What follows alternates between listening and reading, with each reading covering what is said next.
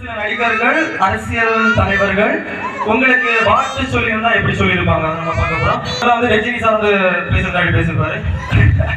அது பார்த்து பிடிக்கும் கதை சாய்பார் கதை தெரியும் வரைக்கும் நம்ம ரசிகர்களே அது வேற எடுத்து நடக்குது அப்படின்னு சொன்னாங்க. சின்ன ஃபங்க்ஷன் தான் இருக்கும் எதுக்கு போய் அப்படின்னு சொல்லுங்க. இங்க வந்து பார்த்தா மாநாடு கூட்டமாக இருக்க சாப்பிட்டா சாப்பாடு உடம்பு தட்டிக்கிட்டா உடம்பு கெட்டு போயிடும். சம்பாதிச்ச படத்தை நீங்க வச்சுக்கிட்டா வாழ்க்கை கெட்டு போயிடும். வாழை வாழை வச்சுட்டு வாழ். எனவே ரொம்ப எல்லாருக்கும் திருவாரூரத்துக்குள்ள சொல்லிக்கொண்டு இதை வளர்த்ததுக்கும் ரஜித்துக்கு ரொம்ப நன்றி சொல்லிக்கிறேன். நன்றி, வணக்கம். அடுத்ததான் வந்து கமல்ஹாசன் வந்து பேசியிருந்தா எப்படி பேசியிருப்பாங்க. பொதுவாக எந்த ஒரு விழாவாக இருந்தாலும் அனைவருக்கும் மரியாதை கொடுத்து வருவது என்னுடைய வழக்கம். அந்த வகையில் சென்ற வாரம் தான் பிக் பாஸின் வேலையாக ஒரு ஃபைனலிஸ்ட் முடிந்தது.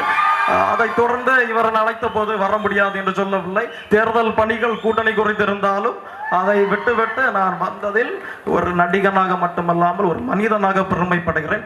அனைவருக்கும் என்னுடைய திருநாள் வாழ்த்துக்களை தெரிவித்துக் கொண்டு விடைபெறுகிறேன். நன்றி, வணக்கம். அடுத்த வந்து விஜய் சார் வந்து பேசுகிறேன்.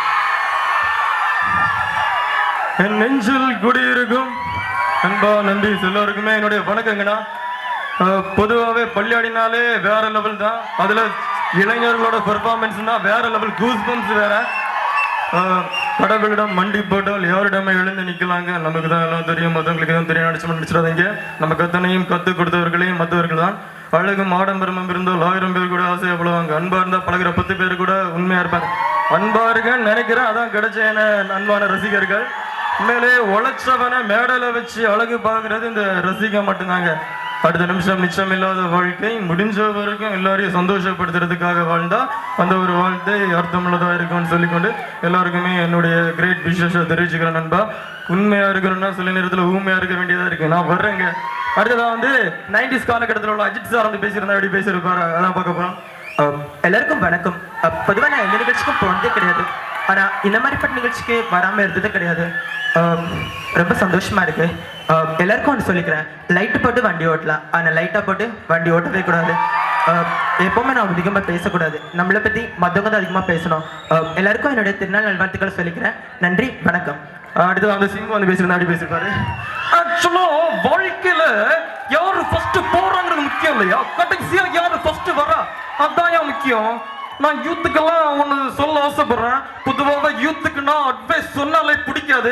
அதை மீறியும் ஒரு அட்வைஸ் சொல்றேன். எவ்வளோ அட்வைஸ்மே கேட்காதீங்க. அதான் நான் பண்ற அட்வைஸ். நான் அந்த அட்வைஸ் பண்றாங்களா பார்த்தீங்கன்னா அவனோட வாழ்க்கைக்கு அவனுக்கு அவன் அட்வைஸ் பண்ணியிருந்தா எங்கேயோ போயிருப்பான். அது முடியாதனால தான் உங்களுக்கு அவன் அட்வைஸ் பண்றான். ஓகே, ஆக்சுவலா சில பேர் சொல்லுவாங்க இது உன்னால முடியாது அப்படின்னு. உனக்கு ஒன்று இருக்கும்ல, நீ லட்சியத்தோட வேணும், அதை பார்த்து போய்கிட்டே இரு. ஆக்சுவலா எல்லாருக்குமே என்னோட திருநாள் வாழ்த்துக்களை சொல்லிக்கிறேங்க. நன்றி, வணக்கம். அடுத்ததான் வந்து ஸ்டாலின் சார் அந்த சிஎம் வந்து பேசியிருந்தா எப்படி பேசிப்பாரு அப்படின்னு. ஆக எப்படி இருக்கீங்க, நல்லா இருக்கீங்களா? எப்படி புகழ் எல்லாம் சலுகை எல்லாம் கிடைச்சதா? எல்லாரும் மகிழ்ச்சியா புகழ் எல்லாம் கொண்டாடிக்கலாம். ரொம்ப சந்தோஷம்.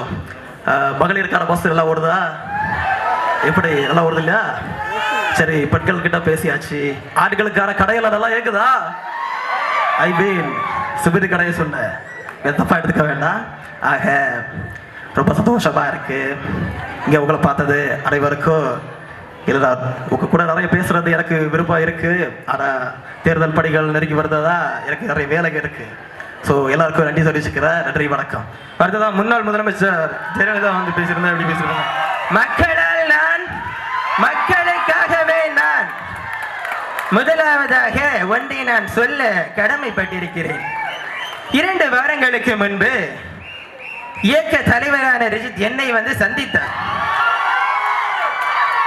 அம்மா, நீங்கள் கண்டிப்பாக எங்கள் திருவிழாவுக்கு வர வேண்டும், கண்டிப்பாக வர வேண்டும் என்று 3 தடவை கூறினார்.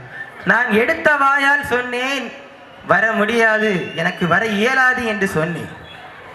அவர் சொல்லிவிட்டு போகும்போது ஒன்றை நான் யோசித்தேன். அவருடைய குணமும் ஒரு நல்ல பணிவும் தான் இங்கே நான் வர காரணமாக இருந்தது என்பதை திரும்ப திரும்ப நான் சொல்லிக் கொள்கிறேன். மக்களால் நான், மக்களுக்காகவே நான்.